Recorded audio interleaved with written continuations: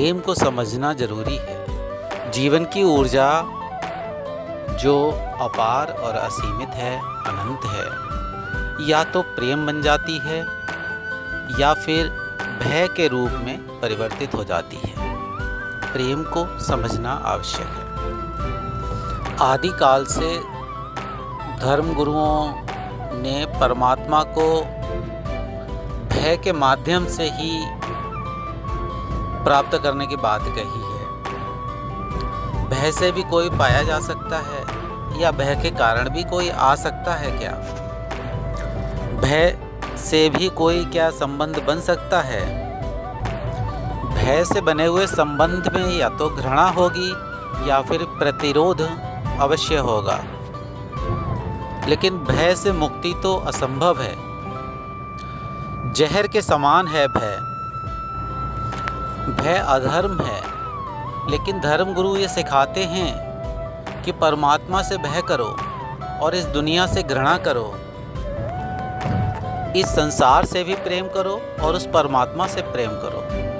भय और घृणा तो किसी भी रूप में, दोनों ही रूप से विकृति हैं और खतरनाक हैं। यहाँ जो कह रहा हूँ उसके पीछे एक बहुत ठोस कारण है, क्योंकि जो उस परमात्मा की बनाई हुई कृतियों से प्रेम न कर सकेगा, उस संसार से प्रेम न कर सकेगा, उनसे घृणा करेगा, उनके कर्मों के अनुसार उन्हें बुरा भला महसूस करेगा, तो वो उस परमात्मा से कैसे प्रेम कर सकेगा? जो संसार को प्रेम नहीं कर सकता, वो परमात्मा को भला कैसे कर सकता है प्रेम?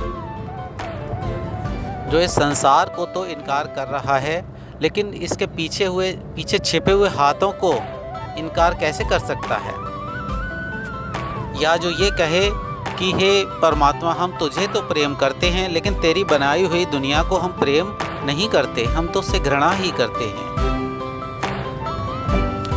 ये तो वैसे ही हुआ कि कोई कवि से ये कह रहा है कि हम तेरी कविताएं तो हमें पसंद नहीं हैं, लेकिन हम तुझे प्रेम करते हैं। कवि को पसंद करते हैं लेकिन कविताओं से नफरत। या ऐसे कि गुड़ खाए गुलगुले से परहेज। या किसी चित्रकार से, कलाकार से ये कहो कि तेरे चित्रों को तो हम जला देंगे, लेकिन हम तेरी पूजा करना चाहते हैं, तो बहुत ही अच्छा है। सृष्टि के साथ ही तो सृष्टा का प्रेम रूपांतरित होगा, और दृष्टि के साथ ही दृष्टा। प्रेम एक सीढ़ी की भांति है। सीढ़ी पे रुकना मत, इसको चढ़ना है। सीढ़ी बहुत दूरगामी है, काफी दूर तक जाती है। तुमने अभी तक धन के प्रेम को जाना है, धर्म के लिए प्रेम भी जानो। तुम्हारा प्रेम शरीर के प्रति है। अब और गहराई में, और ज़्यादा गहराई में उतरो, और अधिक गहराई में उतर के, और जब तुम और ज़्यादा गहरे उतर जाओगे तो तुम्हें ये प्रतीत होने लगेगा, ये आभास होने लगेगा कि शरीर में ही जो परमात्मा छिपा हुआ है, उसकी झलक तुम्हें प्राप्त होने लगी है। तुमने व्यक्तियों को प्रेम किया है, लेकिन और गहरे जाओ तो तुम व्यक्तियों के भीतर उस परमात्मा को, उस समष्टि को देखने लग जाओगे। अभी तुम केवल रूप को देख पाते हो, लेकिन जो रूप नहीं है वो भी वहीं छिपा है, पास ही छिपा हुआ है, जिसमें कि किसी तरह का कोई भी रूप नहीं है। रूप के भीतर ही अरूप छुपा हुआ है। रूप अरूप का ही एक प्रत्यक्षीकरण है। जैसे निराकार की तरंग ही आकार है। जैसे सागर लहराता है तो ऊपर हमें लहरें दिखाई देती हैं, तो वो लहर है, तो लहर में सागर की ही हिलोरें दिखाई देती हैं, लेकिन ऊपर से देखने मात्र से वो केवल लहर दिखाई देती है। जिस तरह से लहर को सागर से भिन्न नहीं माना जा सकता, उसी तरह से परमात्मा को संसार से भिन्न नहीं माना जा सकता। जैसे किसी नर्तक या नर्तकी को आप उसके नाच से अलग नहीं कर सकते, वैसे ही सृष्टा को सृष्टि से भी नहीं किया जा सकता अलग। तुम जो भय और घृणा सीखे हुए हो तो वो पूरे तो नहीं हो सकते, लेकिन तुम अपराध बोध से अवश्य भर जाओगे, क्योंकि जो सहज नहीं है तो अपराध भाव अंदर आ ही जाएगा। इसीलिए तो मैं तुमसे सहज और सरल होने के लिए कहता हूँ, सरल बनो। इसीलिए तो मैं कहता हूँ कि तुम जिसे प्रेम करते हो वो प्रेम नहीं है, जिसे प्रेम कहते हो वो प्रेम नहीं है, क्योंकि अभी तो तुम ही मौजूद नहीं हो तो तुम प्रेम कैसे करोगे। जब तुम होगे तब ही तो प्रेम होगा। जब तुम ही झूठ हो तो तुम्हारा प्रेम तो झूठ होगा ही होगा। तुम ही जब वास्तविक नहीं हो तो वास्तविक प्रेम हो ही कैसे सकता है। जब तुम ही घृणा से भरे हो तो तुम्हारे भीतर से प्रेम कैसे प्रस्फुटित होगा। जब तुम ही डर से भय से भरे हो तो प्रेम आखिर बाहर आएगा ही कैसे। तुम्हारे भीतर क्रोध ही क्रोध है, तुम्हारे भीतर हिंसा ही हिंसा है, तो प्रेम की आने की जगह ही बची कहाँ है अब। तुम्हारे भीतर द्वेष ही द्वेष है, तो प्रेम निकलेगा कैसे आखिर बाहर। इसीलिए कहता हूँ कि जिसे तुम प्रेम कहते हो प्रेम नहीं है।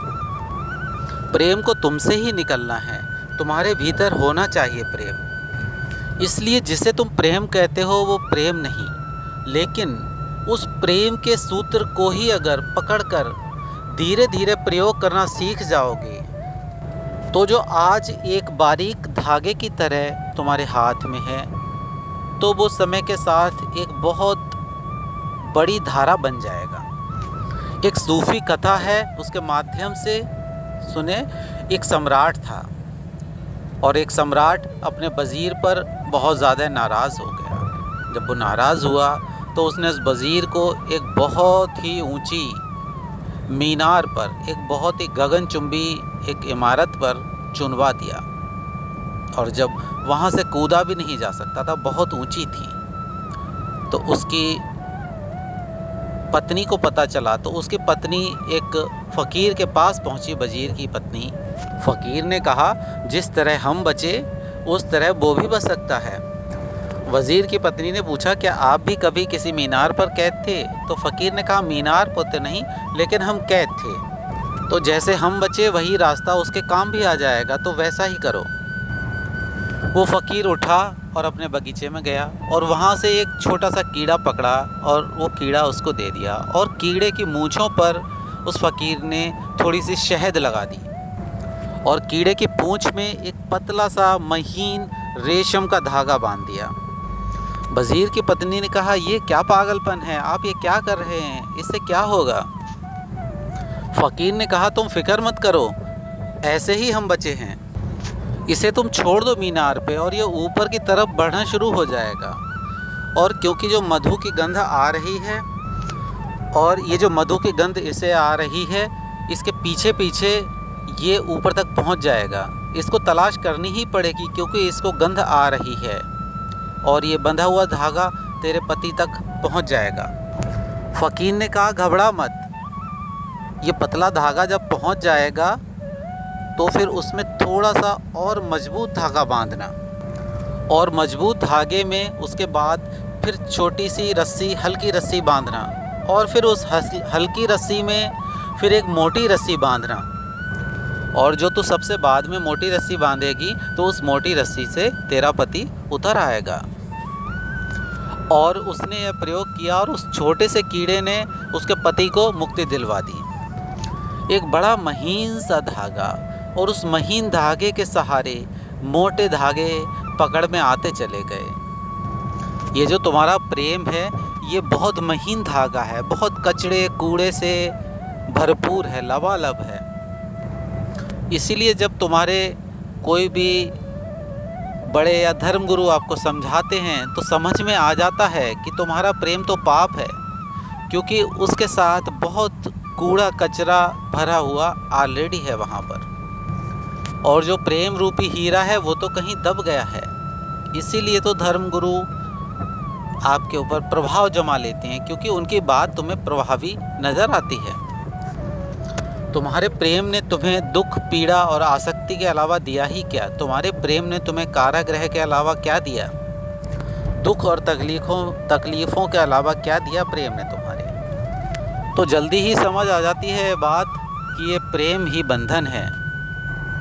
लेकिन मैं ये कहता हूँ तुमसे कि तुम जिस कूड़ा करकट को प्रेम समझते हो, उसी को तो तुम्हारा धर्मगुरु प्रेम कह के गलत बता रहा है। लेकिन इस कचरे के साथ साथ एक पतला सा धागा भी पड़ा है, जिसे शायद तुम भी भूल चुके हो अब। वही धागा तो है परमात्मा से प्रेम का, इस संसार से प्रेम का। उस धागे को मुक्त कर लेना, क्योंकि उसी धागे के माध्यम से तुम इस कारागृह से बाहर जा सकोगे, मुक्त हो सकोगे। इस सत्य को बहुत ध्यान रखना कि जो भी बांधता है उसी से मुक्ति भी हो सकती है। जंजीरें जब बांधती हैं तो जंजीरों से ही मुक्ति होगी, रस्सी जब बांधती है तो रस्सी से ही मुक्ति होगी। जब कोई पीड़ादायक कांटा हमारे शरीर में चुभ जाता है तो दूसरे कांटे या सुई से ही उस कांटे को निकाला जाता है। जिस रास्ते से तुम मेरे पास आते हो उसी रास्ते से ही वापस जाओगे। बदलेगा तो सिर्फ दिशा, और दिशा बदलने से दशा भी बदल सकती है। आते वक्त मेरी तरफ तुम चेहरा किए हुए होगे और जाते वक्त मेरी तरफ पीठ होगी तुम्हारी। सिर्फ दिशा बदलेगी और रास्ता वही रहेगा। तुम संसार में प्रेम के ही माध्यम से पहुँचे हो और प्रेम के माध्यम से ही तुम परमात्मा तक पहुँचोगे। रुख बदलेगा तुम्हारा, दिशा बदलेगी तुम्हारी। मोहब्बत के इम्तिहान अभी और भी हैं, चांद तारों के आगे जहां और भी हैं। जिसे तुमने प्रेम समझा वो प्रेम नहीं है। इस मोहब्बत के, इश्क के इम्तिहान अभी और भी हैं, अभी और भी मंजिलें हैं, अभी और भी परीक्षाएं हैं। आखिरी परीक्षा जो प्रेम की है वो परमात्मा है। ध्यान रखना, जो तुम्हें एक्सपेंड करे, फैला दे, वही तुम्हें परमात्मा तक ले जा सकता है। और जो भय और घृणा, ये तो सिकुड़ा देती हैं, सिकुड़न पैदा करती हैं। संसार से बिल्कुल मत डरो और परमात्मा से भरो। जितने ज़्यादा तुम परमात्मा से पूर्ण हो जाओगे उतने ही ज़्यादा तुम संसार से मुक्त भी हो जाओगे। संसार तुम्हें पकड़े हुए मालूम पड़ता है क्योंकि तुम्हारे हाथ में कुछ और है ही नहीं। आदमी के पास कुछ भी ना हो तो कंकड़ पत्थर इकट्ठे कर लेता है। हीरे मोतियों की खदान ना हो तो आदमी कंकड़ पत्थरों को ही इकट्ठा करता चला जाता है। हीरे की खदान तो पास ही है, लेकिन मैं तुम्हें कंकड़ पत्थर छोड़ने को नहीं कहता। मैं त्याग की बात ही नहीं करता तुमसे। त्याग क्यों करो? जीवन तो एक उत्सव है, त्याग कैसा? मैं तो बस यही कहता हूँ, जब विराट तुम्हारे भीतर प्रकट होगा तो क्षुद्र चीज़ें अपने आप ही तिरोहित हो जाएंगी। जब हीरे तुम्हारे पास मिलेंगे तो कंकड़ पत्थर तो तुम स्वतः ही तिरोहित कर दोगे।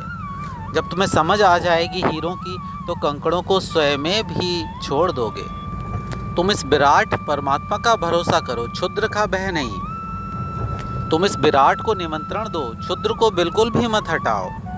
क्षुद्र से लड़ोगे क्षुद्र हो जाओगे, कूड़े करकट से लड़ोगे कूड़ा करकट जैसे ही हो जाओगे। उसको हटाओ मत, विराट को निमंत्रण दो। जितना सोचोगे कि कैसे इसे छोड़ें, कैसे इससे मुक्त हों, उतना ही ज़्यादा बंधते चले जाओगे, बांध लेगा ये तुम्हें। क्षुद्र का चिंतन भी कैसा, मनन भी कैसा। कूड़ा करकट को भी कोई छोड़ने जाता है, बांधने जाता है। हीरों की खोज में चलो। मैं तुमसे ये कहता हूँ कि छोड़ना ज़रूरी नहीं है, पाना आवश्यक है। और जिसने पा लिया उसने छोड़ा। तेन त्यक्तेन भुजि था। जब तुम्हें बड़ा धन मिलेगा तो छोटा धन स्वतः ही छूट जाएगा। फिर छोड़ने की पीड़ा भी नहीं होती, पीड़ा मालूम ही नहीं पड़ती, क्योंकि त्याग भी पीड़ा है, एक प्रकार की पीड़ा है त्याग। और उस त्याग का तो कोई आनंद ही नहीं है जिसमें पीड़ा हो। जब पीड़ा है तो फिर कैसा त्याग? इसीलिए तो मैं कहता हूँ त्याग की बात ही नहीं करो, आनंद की बात करो। आनंद को खोजो, दुख अपने आप तिरोहित हो जाएगा। हीरो की खोज करो, कूड़े की नहीं। जीवन ऐसा सहज होना चाहिए कि तुम रोज रोज परमात्मा में आगे बढ़ते जाओ और रोज रोज संसार पीछे हटता जाए। तुम्हें संसार से लड़ना ना पड़े। तुम्हारे पास दो ही उपाय हैं, या तो संसार से घृणा करो या परमात्मा से प्रेम करो।